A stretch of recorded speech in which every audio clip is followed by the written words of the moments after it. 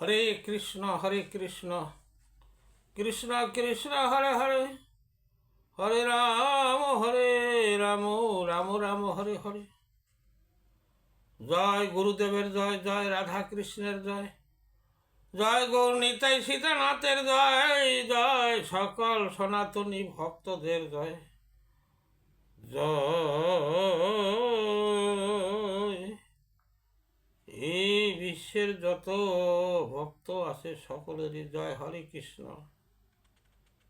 আজ আমি যে আলোচনা নিয়ে আসছি তা হল গীতা থেকে, শ্রীমদ্ ভগবত গীতার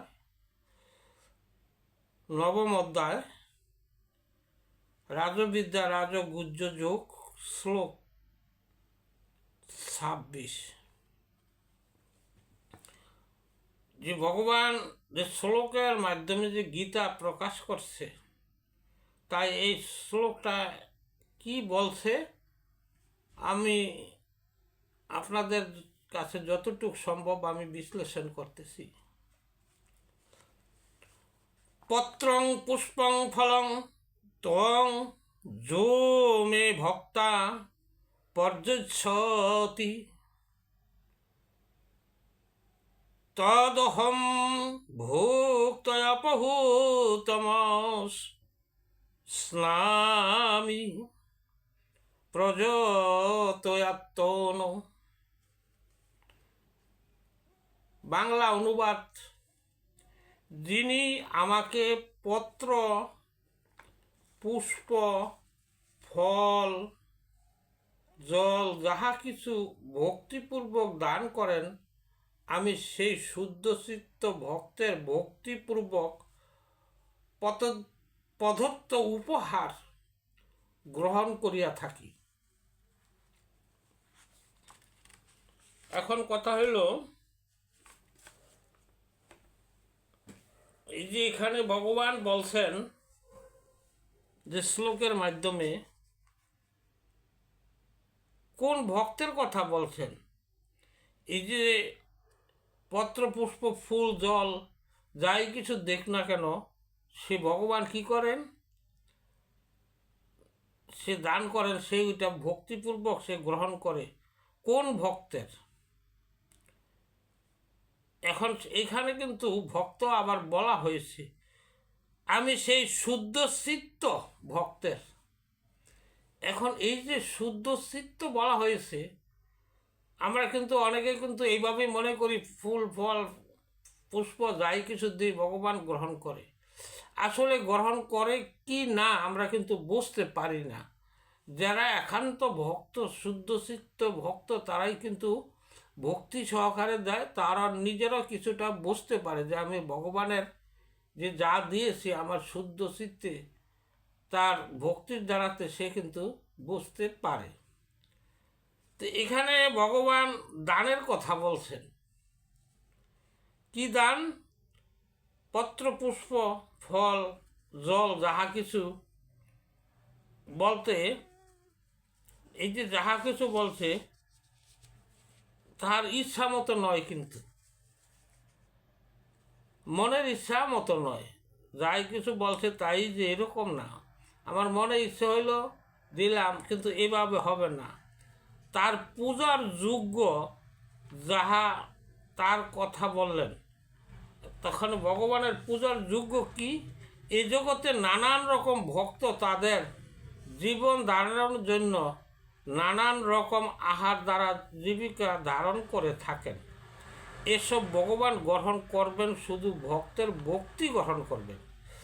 এ সমস্ত যা আছে, যে যাই আহার করুক না বিহার করুক, ভগবান কি করছে, যে যেটি গ্রহণ করুক, কিন্তু এইটা ভগবান কিন্তু চায় না কে কি দিল না দিল।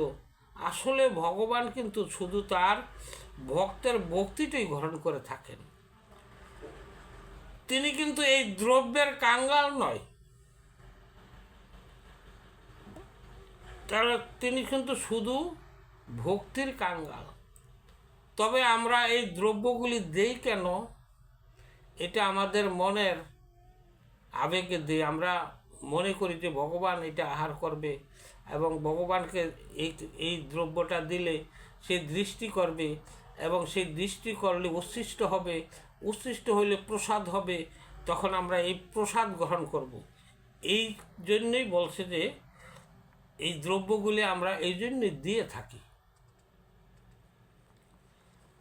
আবার শুদ্ধ চিত্তের ভক্তের কথা বলছে, এখন যে আমরা এগুলি দিয়ে থাকি, কিন্তু শুদ্ধ চিত্ত ভক্তের কথা যে বলছে, সেই ভক্তের ভক্তিপূর্বক যাহা উপহার গ্রহণ করিয়া থাকেন, কিন্তু সেই শুদ্ধ চিত্ত ভক্ত কে আগে জানতে হবে, এবং তার গুণাবলীগুলা কি, কোন গুণ হইলে সে শুদ্ধ ভক্ত হতে পারে। যার অন্তর বাহির শুদ্ধ, তিনি শুদ্ধ চিত্ত ভক্ত। অন্তরও শুদ্ধ হইতে হবে এবং বাহিরও শুদ্ধ করতে হবে। আমরা অন্তরে যদি স্নান করি বা শরীর পরিষ্কার করি, বাহিরে আমরা কিন্তু এটা পরিষ্কার করে দিতে পারি।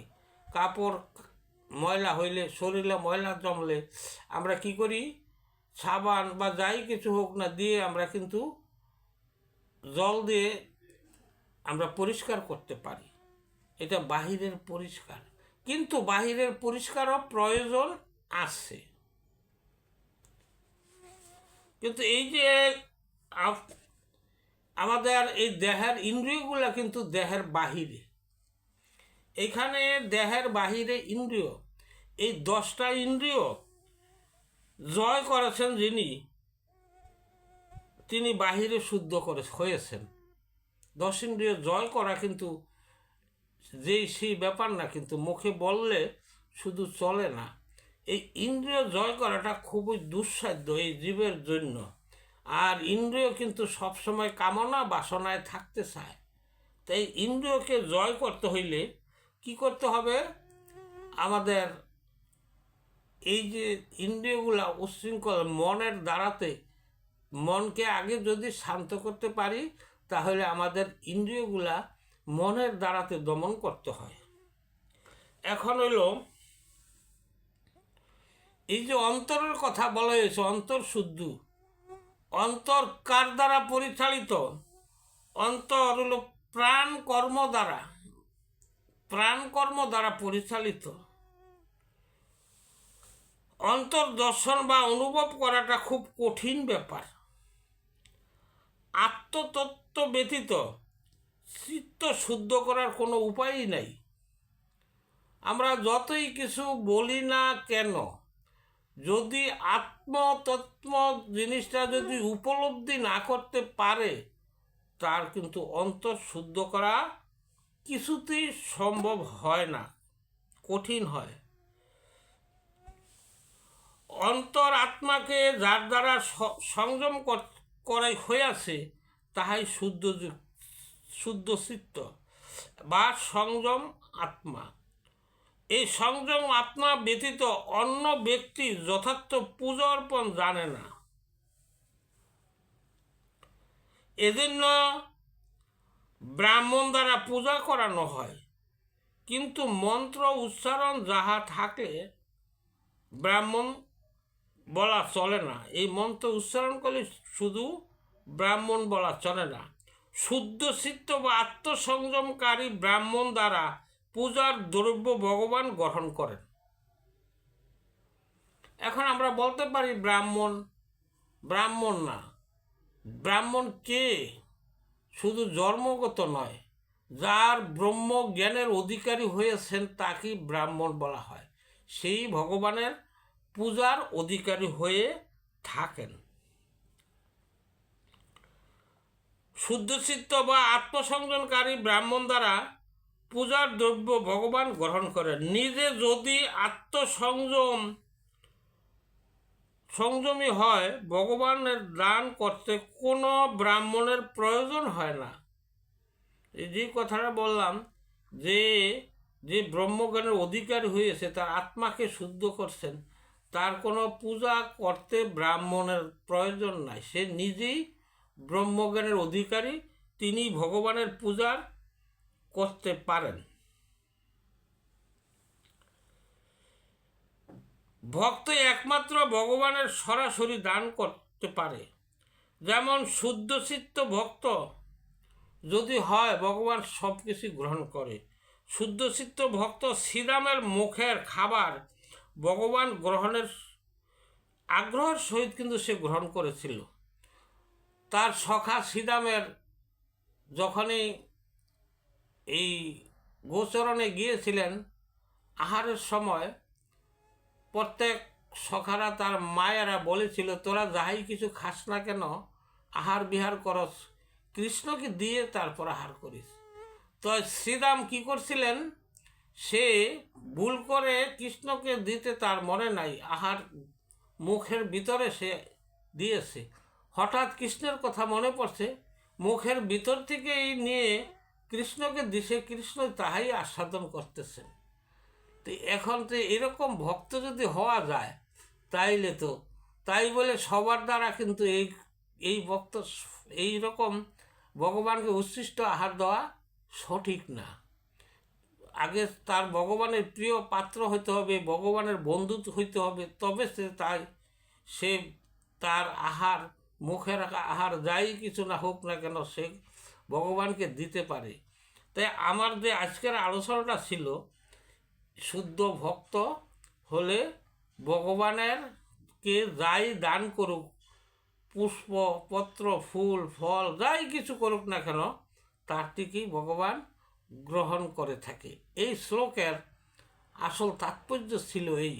তাই আমি এখানেই বিশ্রাম নিলাম। যদি ভুল ত্রুটি হয় আমাকে ক্ষমা দৃষ্টিতে দেখবেন, কারণ আমি অতি নগণ্য। গীতার ব্যাখ্যা করা আমার মতো এই অধম দ্বারা সম্ভব না। যদি আপনাদের কৃপায় দুই চার কথা বলতে পারি। হরে কৃষ্ণ কৃষ্ণ কৃষ্ণ কৃষ্ণ হরে হরে, হরে রাম রাম রাম হরে হরে।